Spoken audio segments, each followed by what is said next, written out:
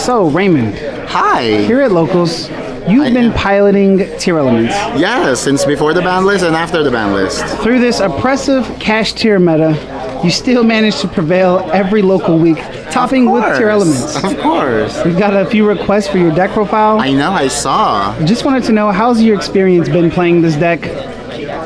If they drop D-Shifter, it's a little bit harder, but not impossible. And if they don't drop D-Shifter, you just win.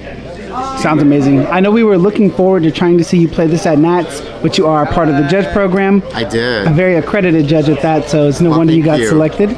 But we're very excited to see what you played. Let's go ahead and get into your list. Okay, so we have the girls, as I call them, and two boys. You only need two. I also play Visa Starfrost, and it will make sense later. These are the three Tearlaments Kashtira. These are really good because just like Havness, you can force a mill 3 during your opponent's turn. And two Fenrirs. 3 is too much, I think, so 2 is okay. And obviously they search the tier cache, so that's even better. Something I noticed that you've been doing when playing this deck, it seems if you ever whiff on a mill, those always seem to be like extra resources for you. So if you like don't hit a Tearlament, the next time you hit a Tearlament kind of just gives you more options. Oh yeah, and milling Fenrir, that's fuel for tier cache. So about 75% of this deck, when you mill them, something happens. Insane. Yeah. This is the MVP of the deck, King of the Swamp. Without 3 King of the Swamp, you're not even playing tier. Because about your really good cards in the extra deck, you have to use King of the Swamp. And then I play 1 copy each of the Ishizu cards. I see some people don't play Medora, but I like it because of the shuffling aspect. I know Keldo searches, but Medora is also good. And then I play 2 Shadal names. I like Hollow because it also mills, and you can use it to chain block. Against Bestials, unfortunately, you don't need to chain block. Sometimes that's just life. And I've been testing these copies, which I like them. Nessies and 1 Mothman. So pretty much anything that you discard off of Nessie will trigger. Preferably it's a tier card. Or an Ishizu card. If you have this and 1 Ishizu card, it's basically guaranteed. Because if you discard Nessie, you just add Mothman. And then if you discard Mothman, you draw 1 and discard 1 and just discard this. So these two, it's a guaranteed mill 5. Obviously, barring they have Ash or something. Of course. And I like Mothman because it draws and it discards, and it's a level 4. Okay. Okay, so that's the monsters. And for the spell cards? For the spell cards, Poly. You rarely resolve Poly. You must be desperate if you want to use it, unless you're going for a Chimera play. And you search it with King of the Swamp, so it's pretty much always in your hand. Terraforming. 3 field spells. I do main Super Polys because they are good board breakers. This, it's really good because you can send whatever you want, and anything that it sends, it will trigger. Foolish Burial, obviously. I play only 2 Scream. I used to play 3, but I think 2 is a good number. I also main a Heartbeat. This one shuffles Speller Trap, so it's our MST, it's our removal. I also like Grief because it summons from the deck or graveyard. That card is insane. Grief is really good. If you know they have a Bestial, just summon it from the deck, send that same card, you summon to the graveyard, so their Bestials are not quick effect, so you can go ahead and do your Volcalos play or your Grapha play to protect your next fusion summon. And when it's sent to the graveyard, it grabs a Banish Trap. And these, for those who are not familiar, when they are sent to the graveyard, they all get a trap from the deck, from the graveyard, from the banished zone. So even if you mill these, they will do something.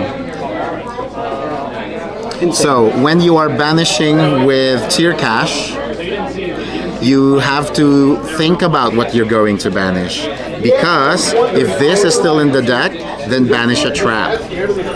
If this is no longer in the deck, then don't banish a trap, because if you mill this, then you get that trap. So it really depends what you banish with Tear Cache to play around the searches of these. Because if you only have one trap in the graveyard, and you summon this and banish this, and you mill this, then this won't be able to return that because it's banished. So this deck pretty much has like a lot of lines of play that you got to be cognitive of. They do. It's not like a light sworn mill deck like people assume it is. No. You have to remember what's still in your deck, in what order your girls are in the bottom of the deck if you haven't shuffled. And for the trap, we only have 2 Suliacs, because this is the best trap card. It negates and it sends from the deck or from the field. This is good because it's a Book of Moon. Book of Moon is a good card. Foolish Burial is a good card. So a book and Foolish in one, obviously you get it. And this is an Omni Negate. And this doesn't destroy, this shuffles. This is good with Foolish Burial Goods because it can search Perlereno. Perlereno is not searchable otherwise other than terraforming. When these are sent to the graveyard, they all get a monster from the deck, from the graveyard, from the banish. So like I talked about earlier, you have to be cognizant about what names do you have. So if this is still in your deck and you're going to banish for Tear Cache, then banish a tier monster, maybe this one. So when you summon this, banish this. So in the event that you mill this, you get that from the banished zone. Insane. So you have to know what is still in your deck, and usually your deck after turn 1 or turn 2, it's like 18 cards big. So you need to know what is in it. Okay, so that's the main deck. This is at 43. I know I usually don't play more than 40, but with the amount of milling, sometimes, especially against Runics, you end up having 2 cards in your deck and you cannot mill anymore. Okay, and for the extra deck? For the extra decks, we have, that's why we play Visa Starfrost, because it's a free summon, 3,000, and destroys a monster. Let's go with the fusions first. Super Poly target. And where's the other Super Poly target? These two.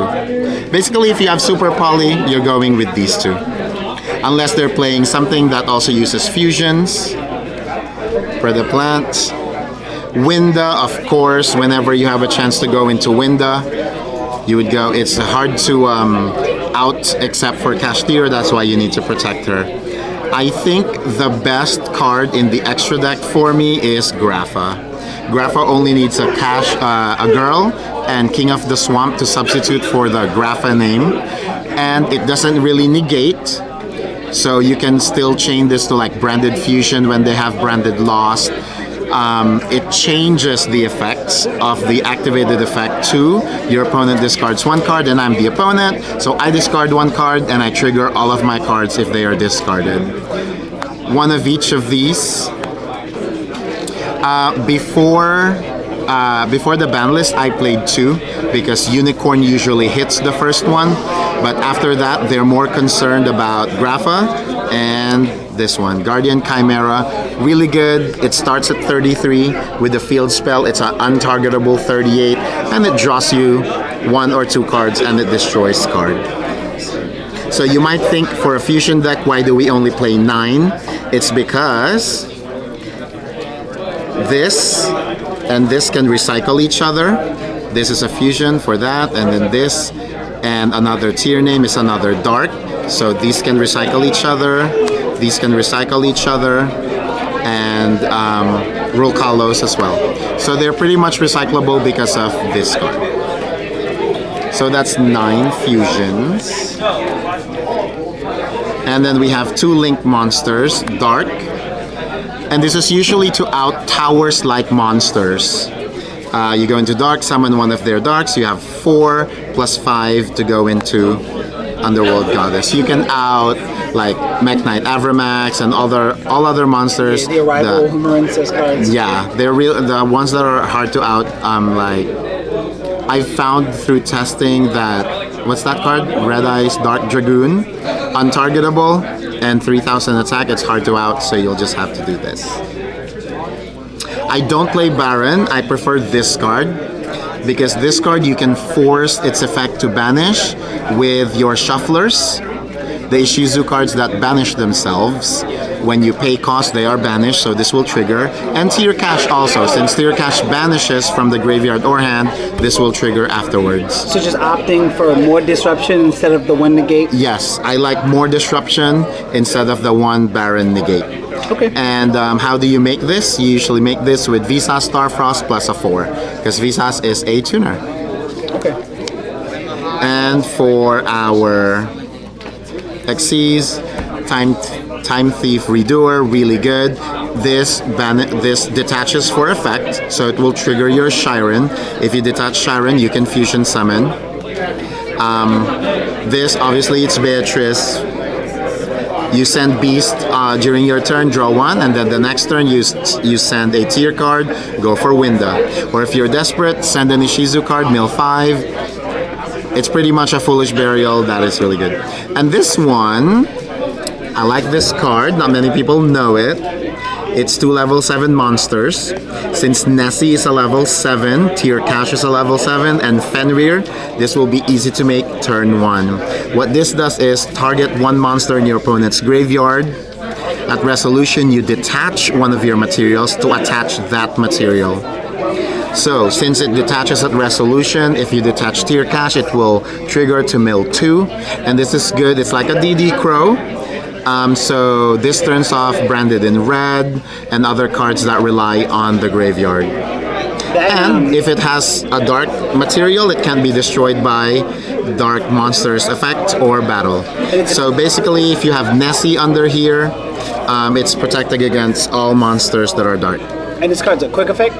Yeah, it's a quick effect. The detached one to attach one of your opponent's monsters. Raymond, you have been performing phenomenally at every locals with this deck. I know coming up post Dune, we will be getting a new set. Do you anticipate any changes to this deck, and how do you think it'll perform in the upcoming meta? I actually don't know what cards are coming out in Dune. Are there cards that I should be concerned about? I don't know. Well, let's just say the meta's changing a lot, so. Yeah, so I'll just have to tweak it. I've also been testing the one with the malicious build. I like this build better a little bit for now, but with the malicious build, we'll see what Dune has to offer, and then I'll definitely tweak it and then see what works best. Awesome. Raymond, we appreciate the profile so much. We look forward to seeing you do more great things at locals. Thank you. Okay, bye, thank you.